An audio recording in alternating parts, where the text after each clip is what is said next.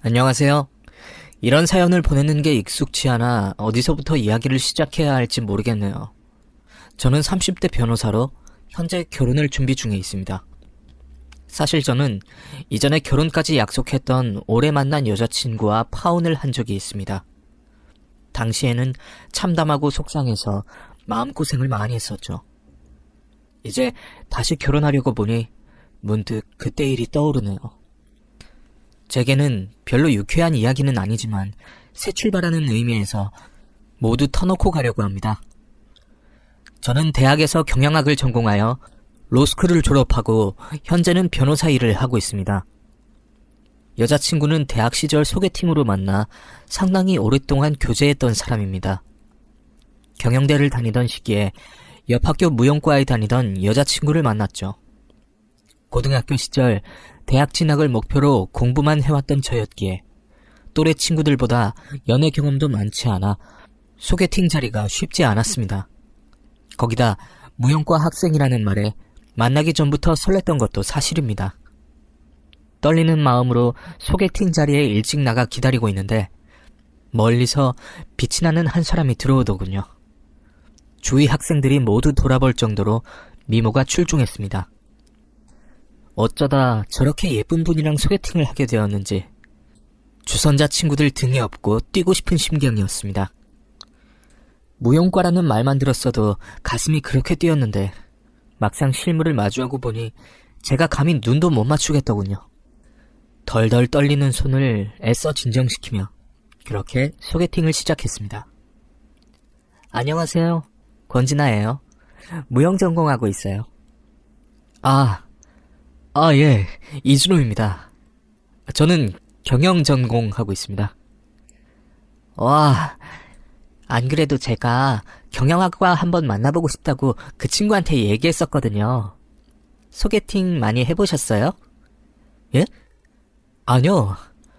저는 신입생 때 몇 번 친구들이랑 여러 명이서 해본 거 말고 이런 1대1은 처음입니다. 어쩐지 긴장하신 게 너무 보여요. 편하게 하세요. 우리 동갑인데 말 놓을까? 진아는 학교 퀸카답게 소개팅을 많이 해봤던 건지 어색하고 딱딱한 소개팅 자리도 편안하게 만들고 자연스럽게 얘기를 풀어갔습니다. 여자 앞에서 말도 제대로 못하는 제가 바보처럼 느껴졌어요. 그래도 다른 여자 동기들이랑은 항상 편하게 지내왔는데 진아 앞에서 이러는 걸 보니 제가 첫눈에 진아에게 반해버렸나 봅니다. 진아도 제가 나쁘지 않았는지 다음번에는 자기 학교 앞으로 데리러 와달라고 그러더군요. 그렇게 두 번째 만남까지 자연스럽게 잡게 되었고 저희는 연인 사이가 되었습니다. 100일을 넘기고 여러 달 만나다 보니 여자친구와 저는 미래에 대한 이야기도 많이 나눴습니다. 나는 무용 너무 좋아. 무용 말고 다른 꿈은 꿔본 적도 없어. 졸업하고도 이 일 계속 하고 싶거든. 물론 이쪽 바닥 잘 아니까 쉬운 일 아니라는 건 알지만 그래도 무용일 하고 싶어. 준호, 너는 졸업하면 어쩔 거야? 전공으로 취직할 거야? 아니면 대학원? 내가 말 안 했었나? 나 로스쿨 갈까 생각 중이야. 뭐 아직 고민 중이긴 한데 큰 변수 없으면 그렇게 될 것 같네. 원래 내 어릴 적 꿈이 변호사였거든. 미대에서 변호사가 나오는데 그게 엄청 멋있더라고. 나중에 졸업하고 서로 꿈 꼭 이뤘으면 좋겠다. 그치? 그래. 나도 공부 열심히 해서 꼭 변호사 될 테니까 너도 꼭 대단한 무용수 돼서 나중에 방송도 나오고 막 그러자. 그때는 겨우 반년 남짓 만난 사이였으니 미래를 얘기하면서도 서로 꿈에 대해서만 얘기했었지 딱히 여자친구와 결혼까지 생각했던 것은 아니었습니다. 물론 이렇게 예쁘고 착한 여자친구와 결혼을 한다면 행복하겠지만 당시 겨우 20대 초반이던 저희 나이에 결혼이란 건 한참 먼 이야기 같았거든요. 그렇게 저희가 서로 미래를 응원하며 만남을 이어간 지 반년이 넘어갔습니다. 그렇게 여자친구와 한참 행복했던 그때 제 최대의 고민은 바로 군대 문제였습니다. 대한민국 남자라면 반드시 오는 국방의 의무로 당장 입대가 몇 달 남지 않았거든요. 그런데 사귄 지 반년 된 여자친구를 두고 군대에 가려니 이걸 기다려달라 할 수도 없고, 그렇다고 좋아하는 여자친구와 헤어질 수도 없고, 참 고민이 많았습니다. 혹시나 제가 군대 간다고 하면 여자친구가 당장 헤어지자 할까봐 무서워서 선뜻 말도 꺼내지 못했죠. 진아가 군대 때문에 헤어지겠다고 해도 저는 할 말이 없으니까요. 한창 나이에 겨우 반년 만난 남자친구가 군대 2년 기다려달라 그런다고 그러마하는 여자가 어디 흔하겠습니까? 그리고 막상 기다려준다고 믿고 들어갔다가도 제대하기 전에 헤어지거나 제대하고 헤어지는 일이 더 많으니까 말이에요. 저는 여자친구와 매일같이 데이트를 하면서도 차마 그 말을 꺼내지 못하고 속만 태우고 있었습니다. 맛집을 가고 영화를 보면서도 제게 근심이 있으니 집중을 잘 못하겠더라고요. 그런데 그런 제 마음을 알았는지 여자친구가 먼저 말을 꺼내더군요. 준호야, 너 언제 말할 거야? 어? 뭐? 무슨 말? 너 나한테 할 말 있잖아. 아냐? 어떻게 알았어? 저번에 너 친구들이랑 만날 때 애들이 얘기하는 거 들었어. 내년에 너 군대 간다며? 언제 말하나 기다리고 있었는데 계속 말을 못하길래. 아, 그래. 말 못해서 미안해. 말하려고 했는데 어떻게 꺼내야 될지 모르겠더라고. 너한텐 미리 말했어야 하는데 미안해. 바보야. 빨리 말했어야지. 그래야 너 가기 전에 못 본 거 다 해보고 가지. 그때까지만 해도 저는 그 말이 얘가 나랑 군대 갈 때까지만 만나고 만나는 동안 못 해본 거 다 해보고 헤어지겠다는 소리구나 싶었습니다. 그 말에 속상해 풀 죽어 있는 제게 진아가 말을 다시 이어서 하더군요. 너 설마 내가 너 군대 가면 헤어지자고 할까봐 그런 거야? 진짜? 준호, 너는 그러고 싶어? 아니, 나는 아닌데. 나는 당연히 아니지. 근데 2년을 네가 어떻게 기다려. 내가 염치가 있지. 너한테 그런 부탁을 어떻게 해. 야, 우리가 그렇게 가벼운 사이야? 나 준호 너랑 오래 만나고 싶어. 근데 겨우 2년 못 기다리겠어?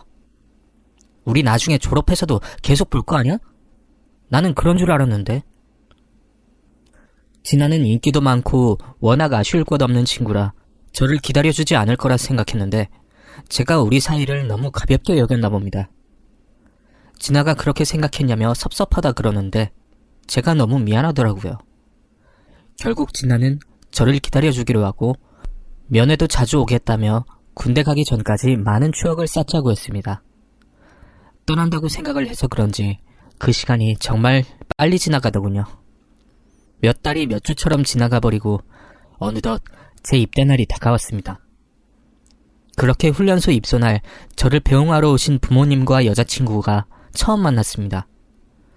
제 여자친구를 처음 보신 부모님은 진아가 참 예쁘고 예의 바르다며 좋아하셨어요. 저희 부모님에게 잘하는 모습을 보니 진아가 더 좋아졌습니다. 여자친구와 떨어져 있을 생각을 하니 발이 안 떨어졌습니다.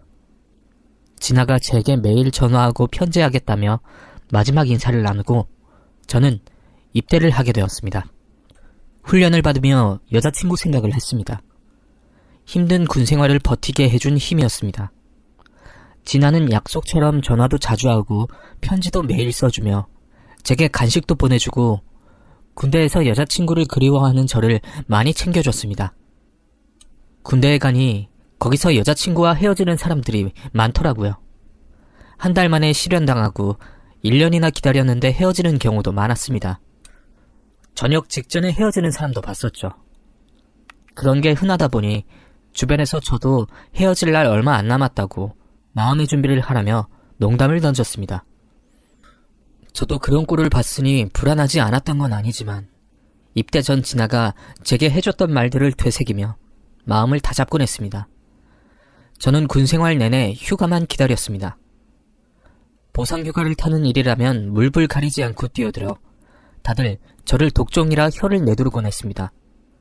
떨어진 여자친구를 만날 몇 안 될 기회였으니 저한테는 휴가 하루하루가 소중했습니다. 남들의 우려와 달리 저는 제 군생활 시간을 잘 버텨냈습니다. 2년이나 저를 기다려준 여자친구에게 참 고맙고 말로 설명할 수 없는 벅찬 감정을 느꼈습니다. 뭐랄까, 이 여자다 싶은 마음이 들었다고 해야 할까요? 이전까지 진지하게 생각해보지 못했던 결혼에 대한 고민도 하게 되었습니다.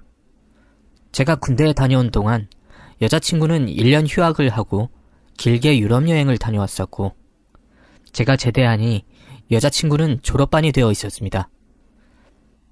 제대하면 여자친구와 못다한 것들을 다 하자 마음먹었던 제 생각과 달리 졸업 전 준비를 하는 여자친구는 무척이나 바빴습니다. 물론 저도 2년 군 휴학 후 다시 학교 생활에 적응하려니 정신없고 바빴던 것은 마찬가지였습니다. 그래도 예전 매일같이 데이트했던 것과 비교해 한 주에 한두 번 보기 힘들 정도가 되니 아쉬울 수밖에 없었어요.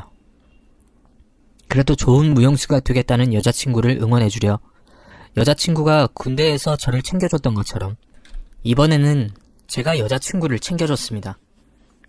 그쯤 여자친구는 진로 문제로 많이 힘들어했습니다. 예상했던 상황이긴 했지만 무용과를 졸업해서 무용단에 들어가는 일은 정말 하늘의 별따기 같은 일이더라고요. 여자친구도 입단을 계속 노려봤지만 쉽지 않은 모양이었습니다. 그렇다고 다른 일로 취업을 하고 싶지는 않았는지 계속 고민하던 여자친구는 결국 석사 과정을 밟기로 했습니다. 그렇게 저희는 서로를 챙기고 지지하면서 연애를 계속해갔습니다. 로스쿨 진학을 고민하던 저도 결국 로스쿨 입학을 하게 되었고, 어쩌다 보니 진아나 저나 둘 다 같이 석사 과정을 밟게 되었네요. 만남을 계속하다 보니 언젠가부터 서로 당연히 결혼할 거라 생각했던 것 같습니다. 오래 만나다 보니 서로 부모님을 뵐 일이 종종 있더라고요. 진아는 제 입된 날 이미 부모님을 먼저 뵈었었고, 저도 여자친구 공연을 따라다니다 보니 그 자리에서 자연스럽게 진아네 부모님을 뵙게 되었습니다. 서로 진지하게 만나고 있다는 것을 아셔서 서로 부모님들도 각자의 연인을 많이 반겨주셨습니다. 그 해는 진아에게 참 힘든 해였습니다. 사이 좋으신 줄 알았던 부모님이 이혼을 하게 되셨습니다. 새벽녘 제게 울며 전화를 걸어온 여자친구를 달래려 무척 고생했던 기억이 있습니다. 진아도 부모님 사이의 간격을 눈치채지 못했던 모양입니다. 갑작스러운 부모님의 이혼으로 진아가 참 많이도 좋아했던 아버님은 집을 나가게 되셨고, 진아는 어머니와 지내게 되었습니다. 워낙 부모님을 좋아하던 진아였기에 부모님의 이혼이 상당히 충격적이었던 모양입니다. 그 일로 진아가 무척이나 힘들어했습니다. 얼굴에 웃음은 사라지고 매일 아버지를 원망하며 부정적인 말들을 꺼내기 시작했습니다. 남자들은 다 책임감이 없어. 한번 결혼했으면 끝까지 처자식을 책임져야지. 이혼하고 짐 싸서 나가면 다야? 우리는 이렇게 만들어 놓고 자기는 새 인생 찾겠다 그거냐고. 정말 이해할 수가 없어. 너는 안 그럴 거지? 너는 평생 내 옆에 있어줄 거지? 당시에는 힘들어하는 진아 얘기를 들어주는 것밖에 제가 할 수 있는 게 없었습니다. 나중에 알고 보니 진아 부모님이 이혼하게 되신 게 진아 어머님 문제 때문이더라고요. 정확하게 어떤 이유인지는 모르겠지만 아버님이 오랫동안 참아오신 일이 있으셨던 모양이었습니다. 진아 어머니가 아버님과 헤어지고 음주를 자주 하시며 진아에게 자신의 과오를 후회한다는 말씀을 몇 번 하셨던 모양이었습니다.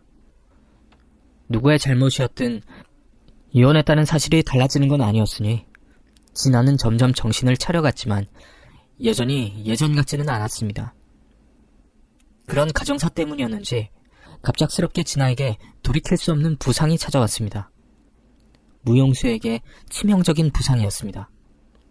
일상생활은 계속하겠지만 예전처럼 섬세하고 위험한 동작들을 할 수 없으니 무용수로서의 생명은 끝이 나게 되었습니다. 그 일로 진아는 많이 무너졌습니다. 부모님 이혼 문제와 비교할 수 없을 정도였습니다. 저도 옆에서 같이 힘들었습니다. 대학원 수업은 계속 들었지만 결국 무용수의 길은 포기하게 되었습니다. 그 뒤로 진아는 점점 짜증스러워졌습니다. 실무를 배워 취업이라도 하면 어떻겠냐 하는 제게 진아는 화만 냈습니다. 지금 나 놀려? 안 그래도 속상했는데 나더러 뭐? 강사라도 하라는 거야? 아줌마나 애들이나 가르치라고? 너는 내가 그렇게 살았으면 좋겠어? 아니, 그래도 그것도 무용하는 일이잖아. 남들 가르치는 일도 보람 있을 거야. 주변 동기들도 학원 차리거나 수업하는 사람 많다며. 걔들이랑 나랑 같아? 나 권진아야. 그런 보잘것없는 애들이랑 결이 다르다고. 사실 진아는 원래도 자신감이 넘치던 친구였습니다. 동기들이 대학을 졸업하고 무용단 입단을 포기하고 학원을 차리거나 강사 일을 할 때에도 수준이 달라 그런 일밖에 하지 못한다며 코웃음을 쳤었습니다. 그때는 무용수로의 꿈이 대단하다 싶었으니 이해하려 했던 거였지만 지금 상황에서까지 고집을 부리는 게 다 이해가 가지는 않았습니다. 그래도 제가 진아 입장이 아니니 본인은 얼마나 힘들까 싶어 더 말을 하지 않았습니다. 결국 여자친구는 대학원 졸업 후 집에서 지내게 되었습니다. 당시 저는 로스쿨 졸업을 앞두고 변호사 시험을 준비 중이라 여자친구를 더 챙겨주기 어려운 입장이었습니다. 여자친구는 집에 있다 보니 답답한지 매일 저에게 연락하며 심심하다 칭얼거렸습니다. 저도 당장 한시가 급한 입장이라 그 투정을 마냥 받아줄 수는 없었습니다. 그래서 제가 여자친구에게 공무원 시험이라도 준비해보는 거 어떠냐고 말을 붙여봤습니다. 공무원? 내가 공무원에 어울려? 아니, 그건 몇 년이나 해야 하는데 나는 학교 다닐 적부터 책상에 오래 앉아본 적 없는 사람이야. 공부 그렇게 오래 못해. 이제 몸매 신경 써야 할 일도 없잖아. 공부 좀 한다고 엉덩이 달아 없어지지 않아. 암튼 공부하는 건 싫어. 그래도 그냥 있는 것보다 이게 더 재밌을 거야. 안 해봤던 거니까. 더 재밌을지도 모르잖아. 공무원이 싫으면 전문 자격 시험도 좋고 그런 건 싫어? 저는 의욕을 북돋으려 꺼낸 말이었는데 여자친구는 이런저런 말도 안 되는 핑계로 시험을 거부했습니다. 그래도 제가 처음으로 이런 얘기를 꺼내니 뭔가 느낀 바가 있는지 자기도 나 공부하는 동안 공부를 해보겠다 하더군요. 그래서 제 돈으로 강의도 끊어주고 책도 사줬습니다. 집에서는 어머니 때문에 공부가 안 된다 그러길래 프리미엄 독서실도 끊어줬습니다. 그런데 여자친구가 공부를 조금 하는가 싶더니 오랜만에 만나서 책을 살펴봤더니 영 진도가 안 나갔더라고요. 여태 이것밖에 안 했어? 이것밖에라니. 나는 공부 거의 처음 하는 거라고. 내 전공이랑도 너무 다르고 모르는 말도 많은데 어떡해. 이 정도도 열심히 한 거야. 내가 너처럼 책만 판 줄 알아? 네 성이 봐서 하기 싫은 거 억지로 했더니 사람 짜증나게. 그래. 미안해. 원래 안 하다가 하려면 어려운 거야. 그래도 이만큼 했으니까 앞으로 진도는 더 잘 나가겠다. 더 힘내보자. 알았지?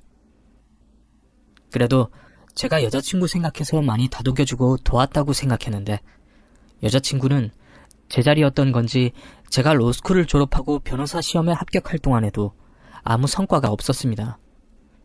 제가 보기에는 그냥 공부를 하기 싫었던 것 같네요. 독서실도 일반 독서실보다 훨씬 비싼 곳이었는데 저도 공부하는 입장에 없는 돈 쪼개서 도와줬던 건데 그런 식으로 했다는 게 좀 마음이 상하더라고요. 그때까지만 해도 평생 하던 무용 포기하고 얼마나 어렵고 힘들겠나 싶어서 그냥 다 받아주고 참았습니다. 제가 변호사 시험에 합격하고 로펌에 들어가게 되면서 여자친구가 결혼 얘기를 하네요. 너도 봤지만 나 공부는 정말 아닌 것 같아. 너도 이제 변호사 됐고 이참에 그냥 우리 결혼하면 안 돼? 나 집에서 살림하고 우리 아이 낳아서 기르고 그러면 되잖아. 어차피 나 임신하면 일 못할 텐데 그게 낫지.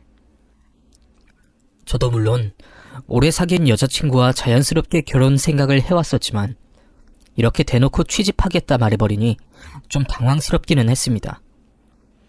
당시에 제 입장은 여자친구가 정말 뭐를 해낸다기보다 다시 삶의 의욕을 가지고 작은 것이라도 실천을 좀 해봤으면 좋겠다고 생각했던 거였어요. 말로는 결혼해서 자기가 육아하고 살림 책임지겠다는데, 그런데 이 상태로 결혼하고 나면 여자친구가 과연 살림이나 잘 할 수 있을까 걱정스러웠습니다. 그리고 무책임한 태도에 좀 실망스럽기도 했습니다. 제가 여자친구의 말에 선뜻 대답을 못하자 또 화를 내더라고요. 뭐야, 너 나랑 결혼할 생각 없어? 그래놓고 여태 나 안 놔주고 계속 만난 거야? 어? 아, 무슨 말을 그렇게 해. 그게 아니야. 나도 당연히 너랑 결혼을 할 생각이었어. 근데 지금 내 입장이 그렇잖아. 우리가 당장 어떻게 결혼을 해. 나 이제 변호사 달았어. 서울에 집 구하려면 아무리 변호사 월급이라도 몇 년은 벌어야 해. 뭐야, 부모님 사정 안 좋으셔?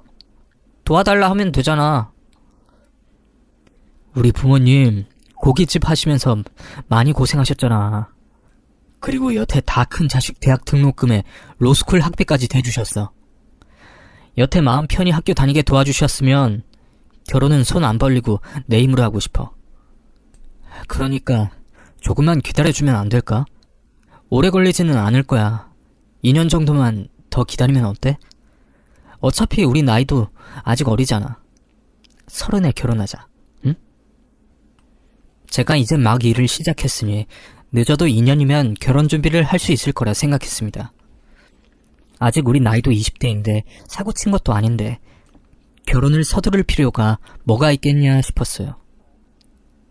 그런데 여자친구는 뭐가 그리 급한지 계속 결혼 문제를 보채더군요. 여자친구만 그랬으면 제 손에서 어떻게든 수를 썼을 텐데 이번에는 여자친구 어머님까지 문제였습니다. 갑자기 저를 찾아오셔서 언제 결혼할 건지 물으시더군요. 준호야, 대체 언제 결혼하려고 그러니? 너도 진아 사정 뻔히 알잖아. 원래 결혼이라는 건 일단 하고 보는 거야. 니들이 만난 지 몇 년인데 결혼을 미루니? 너 혹시 딴 생각 있는 건 아니지? 딴 생각이라뇨. 그런 적 한 번도 없습니다. 그냥 제가 지금 결혼 준비가 안 돼서 그래요. 이제 사회생활도 시작해서 돈 한 푼 못 모았는데 결혼할 만한 상황이 아닌 것 같네요. 변호사면 돈 버는 건 시간 문제도 아니잖아. 그냥 부모님한테 빌려서 나중에 갚아드리면 되지 않겠니? 제 사정을 빤히 아실 텐데도 혹시 제가 다른 여자라도 만날까 불안하신 건지 저를 찾아오셔서 결혼을 서두르기를 바라셨습니다. 제가 별 반응이 없자 결국 저희 집까지 찾아오셨네요. 상견례도 전에 이렇게 만나는 게 맞나 싶은데 그래도 어른이 오신다는데 오시지 마라 하기가 어려웠네요. 부모님도 당황하셨지만 어차피 결혼할 사이고 예비 사돈이니 오시라 하셨습니다. 결국 그렇게 갑작스럽게 상견례 아닌 상견례를 하게 되었어요. 결국 양가 부모님이 만나고 예비 장모님께 설득이 되신 저희 부모님이 결혼을 하라 하셨네요. 얘기 들어보니 결혼을 미룰 이유가 뭐가 있나 싶다. 너는 우리한테 손 벌리기 싫어서 그러겠지만 우리 그 정도로 힘들지 않아. 너도 알잖니? 부모 생각하는 네 마음은 알지만 우리도 그 정도는 충분히 해줄 수 있으니까. 나중에 네 힘으로 천천히 갚는다고 생각하고 결혼은 그냥 빨리 하자. 남자 입장은 느긋해도 여자는 또 아니야. 진아네는 얼마나 속이 타겠니? 그리고 엄마는 진아 좋아. 결국 부모님 도움으로 아파트를 장만하기로 하고 본격적으로 결혼 준비를 시작하게 되었습니다. 사실 나중에 갚겠다고 하면서도 제 스스로 하려고 했던 계획이 있었기 때문에 마음이 그리 편하진 않았습니다. 30이 다 돼가도록 부모님에게 손 벌리는 게 죄송스러웠거든요.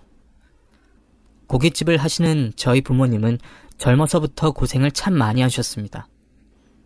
열심히 하신 덕분에 가게도 잘 되고 벌이도 좋으시지만 여기까지 오지가 참 녹록치 않았습니다.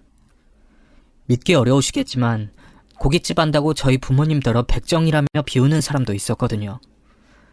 어려서부터 별일 다 겪으며 부모님 장사하시던 걸 봐왔다 보니까 나이 들어서는 제가 호강시켜드리고 싶었습니다. 결국 부모님 손을 빌려 아파트를 알아보러 다녔는데 이번에는 아파트 브랜드 문제로 잡음이 들렸습니다.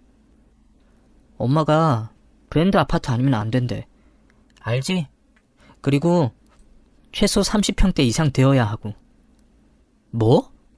서울의 브랜드 30평대가 얼마나 비싼 줄 알아?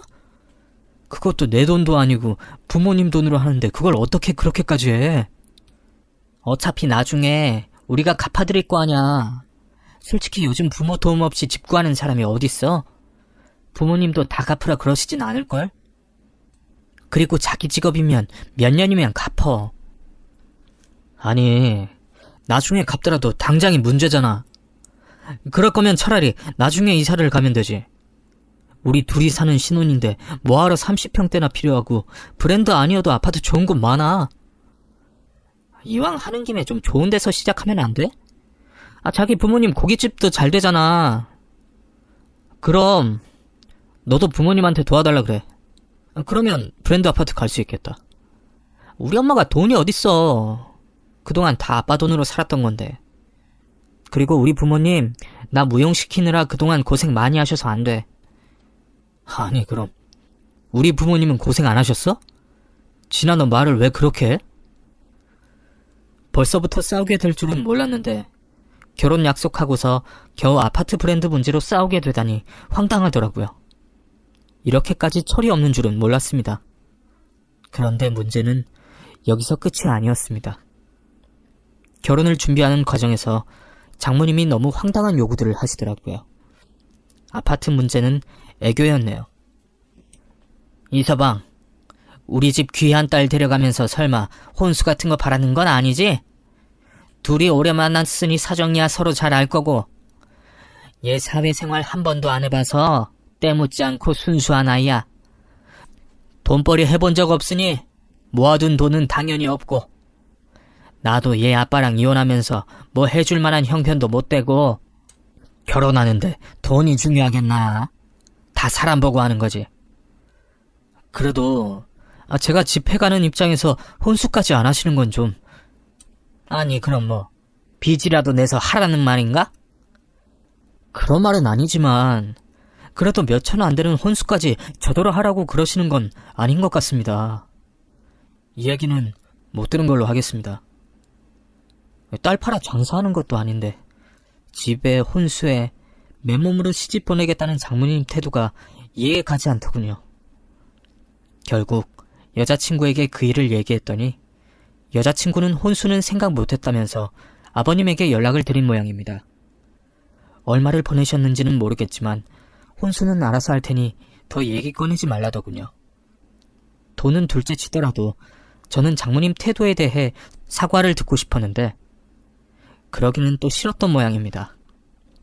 저도 자식된 입장에서 결국 그 일은 묻고 가기로 했습니다. 그런데 장모님이 그 뒤로 몇 번이나 저를 더 찾아오셨습니다. 저번 일은 다 잊으신 건지 이번에 또 본인들 입장만 얘기하시네요. 또 내가 이런 얘기한다고 저번처럼 곱깝게 듣지 말고 딸 자식 가진 입장에서 충분히 할 만한 이야기니까 차분하게 들어봐. 진아가 결혼하면 살림을 맡아야겠다고 한 모양인데 이서방도 알겠지만 우리 진아가 어디 손에 물 한번 묻혀본 아이가 아니야. 내가 개 하나 키우면서 얼마나 공을 들였는데. 진아는 내 작품 같은 아이야. 그런 그 아이가 시집가서 손에 물 묻히고 그저 그런 아줌마들처럼 살면 되겠나? 자네도 그렇게 생각하지 않나? 그게 무슨 말씀이신지. 그럼 진아는 집에서 뭘 합니까? 자네 진아한테 뭘 바라고 결혼하는 건가? 아니 변호사씩이나 됐으면 돈도 잘 벌 텐데 요즘 사람 쓰는 거 별로 안 비싸네. 물론 진아도 어쩔 수 없이 살림을 하겠지만 화장실 청소나 그런 자질구레한 거는 시키지 말라는 거야. 그리고 결혼하면 바로 애 갖겠다는데 애 보는 사람이 집안일 신경 쓸 틈이 어딨어. 나도 가끔 가서 도와줄 테니까 일주일에 한 번씩 사람 쓰고 지나 굳은 일은 시키지 말라는 말이야. 그건 저희가 결혼하고 알아서 할 문제 같습니다. 염려하실 만큼 고생할 일은 없을 겁니다. 그래봤자 집안일인데요. 그리고 혹시나 해서 하는 말인데, 내가 아들이 없어봐서 모르지만 아들 가진 여자들은 왜 그렇게 시자 노릇을 못해서 안달인지 몰라. 물론 자네 어머니가 그런다는 건 아니지만 시댁이라는 게 친정 같을 수는 없는 거거든. 아무리 잘해주신다 해도 시자는 시자야. 우리 진아가 시댁이 얼마나 어렵고 불편하겠어. 물론 안 싸더니 시집살이 시키실 분은 아닌 것 같다만 그래도 자네가 중간에서 역할을 잘 하라고. 저희 부모님 그러실 분들 아니세요. 보셔서 알겠지만 순하고 착하신 분들입니다. 저 결혼하고도 둘이 잘 살면 그만이라는 분들이세요. 그래, 물론 알지만 사람 속이라는 게 모르는 거니까. 그리고 신혼집은 웬만하면 우리 집 근처로 구해. 그래야 내가 자주 가서 살림도 봐주고 나중에 애도 봐주고 그럴 것 아니겠어? 괜히 시댁 근처로 신혼집 구하면 갈등만 깊어져요. 시댁은 웬만하면 안 보고 사는 게 좋아. 아무리 시집살이 문제가 많고 딸 시집 보내는 어머니 입장에 걱정이 많으실 건 알겠지만 무슨 우리 집에서 며느리 잡을 것처럼 지레 겁을 먹고 저런 소리까지 하시는 걸 들으니 기분이 좋지 않더라고요. 거기다가 결혼 전부터 이러시는 걸 보면 진아가 시집살이 걱정할 게 아니라 제가 처가살이 걱정해야 할 판이었습니다. 그래도 저는 그때까지만 해도 예의를 지키려고 무던히 애썼습니다. 결국 결혼이야 저희 둘이 하는 거고 결혼 전에 이 말 저 말 하셔도 저희만 잘하면 될 거라 생각했습니다. 그래도 장모님이 너무 관여를 많이 하시고 걱정이 많으신 것 같아 여자친구에게 말을 했습니다. 진아, 네가 장모님한테 말씀 좀 잘 들어봐. 자꾸 나 찾아오셔서 이거 말고 저거 말고 듣는 나도 참 당황스럽고 그렇네. 우리 부모님이 어떻게라도 할 것처럼 말씀하시는 것도 그렇고 적당히 하셨으면 좋겠어. 우리 엄마가 하나뿐인 딸 시집 보내려니 얼마나 걱정이 많겠어. 자기는 여자 입장 안 돼봐서 몰라. 아무리 자기 자식한테 착하고 좋은 부모님이어도 며느리한테는 아닐걸? 그리고 엄마도 이혼까지 한 입장에서 남자가 믿음이 잘 가겠어. 이럴수록 자기가 잘해야 점수를 따지. 그냥 맞습니다 하고 들어주면 안 돼? 아니, 그럼 우리 부모님 가지고 그러시는 것까지 참으라는 거야? 우리가 뭔 죄 졌어?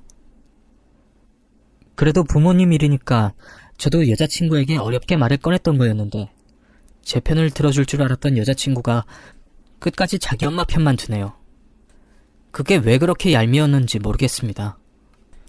우리가 짧은 시간 만났던 게 아니라 나름의 신뢰와 관계가 있어서 그렇게 생각하고 싶진 않았지만 말만 들어보면 마치 변호사 남편에게 맨몸으로 취집을 오겠다는 소리밖에 안 되더라고요. 여자친구는 정말 제가 믿을 구석이었던 건지 결혼 준비를 하면서 점점 더 게을러지고 살이 쪄갔습니다. 뭘 정하고 찾으러 가야 할 때에도 매사 귀찮다며 절을 시키곤 했어요. 그런 모습들을 보고 있자니 점점 여자친구에 대한 실망도 커지고 신뢰가 깨져가더군요. 그렇게 잦은 다툼과 불통으로 조금씩 제 마음이 흔들리기 시작하는데 결국 제 결정에 쐐기를 당기는 일이 벌어지고 말았습니다. 결혼 준비 과정에서 부모님끼리 통화를 몇 번 하시면서 장모님이 부모님 가게로 한번 들르겠다 하셨답니다. 저희 부모님은 예비 사돈댁이니 언제든 오시면 식사 대접 한번 하겠다고 하셨겠죠.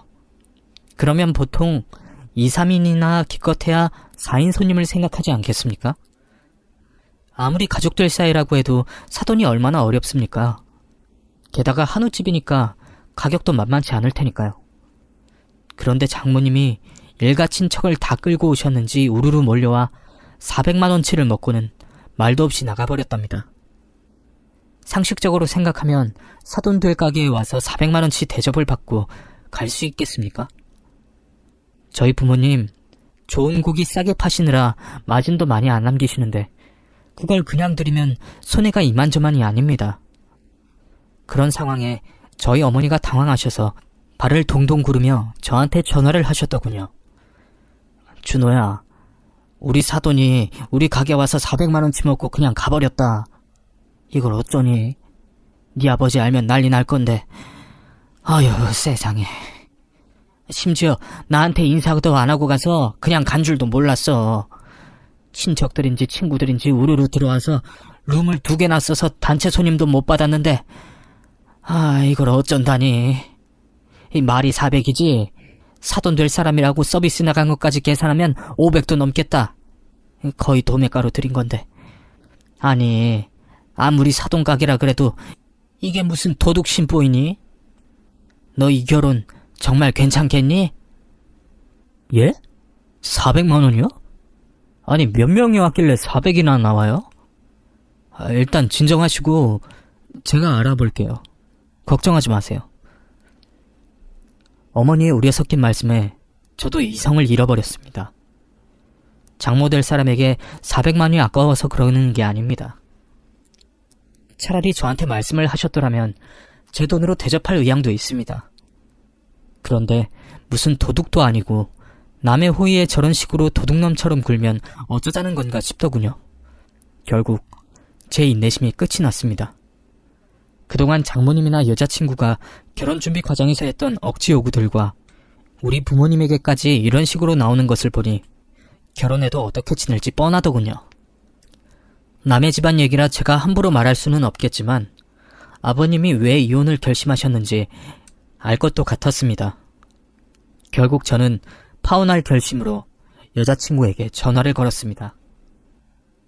진아, 너 장모님이 부모님 가게 가셔서 어쩌셨는지 들었어? 엄마가 친구분들이랑 개모임 하셨다나봐. 근데 서비스가 너무 별로였다 그러시더라. 어머님 신경 좀 써주시지. 너무하시네. 뭐? 너 알고 있었어? 얼마가 나오는지도 알아? 이거 무전 취식이야. 범죄라고. 무슨 말을 또 그렇게 해.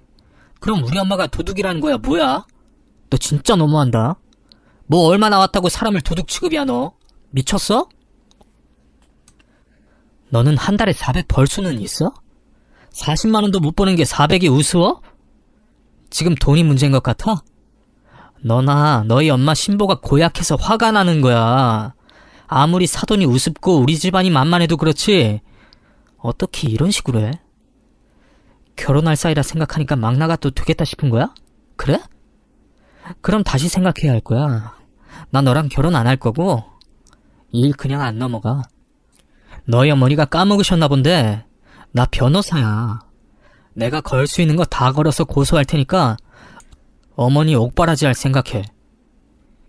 결국 저는 무전 취식의 영업방해 그리고 가게 수저받침 몇 개를 챙겨간 것으로 절도까지 더해 장모였던 그 여자를 신고하여 고소해버렸습니다.